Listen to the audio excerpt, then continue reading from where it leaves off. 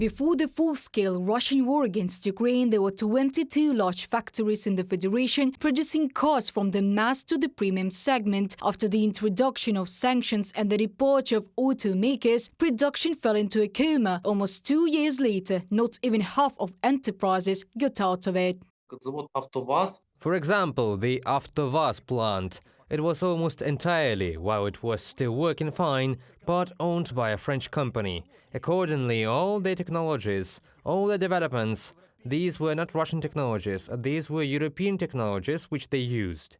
The main victims of auto production downtime are specialists and employees of these enterprises. For example, the management of a nationalized former German plant in Kaluga is forcing workers to quit en masse. Over the past 2 months, 1,300 employees have lost their jobs under pressure from the administration. That's more than 30% of the total staff. At the plant, German equipment is cut with grinders in the workshops, and the vacated areas are used as warehouses for Chinese-made cars. В России тоже углеводороды, нефть, газ. Russia has hydrocarbons, oil and gas. Russia sold a lot, and at a certain stage of its development, it decided why should they develop something when they can buy it for the money that oil and gas give Russia. And now the downside of this policy comes down to the fact that in Russia they can no longer create technologies for themselves that will allow them to make something.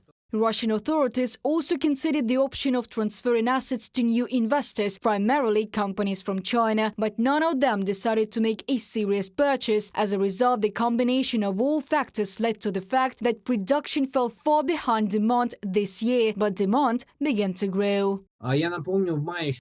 Let me remind you that in May of 2022 compared to May of 2021, the number of cars produced decreased, if I am not mistaken, by 96.7%. Then Russia said, we resumed production, everything is fine, but it turns out that what Russia resumed, as they said, was not the production of cars. It was the production of car parts made in China. Then they came to Russia, and there, roughly speaking, they screwed the wheels to them, which does not require much modification. According to experts, there are no prerequisites for car production in Russia to reach pre-sanction levels at the moment. Moreover, the situation will only worsen for 2 reasons: the outflow of professional personnel and Russia's ever-increasing lack in technological terms. Reported by Diana Kolesnik, Vasil Panasiuk, UATV News.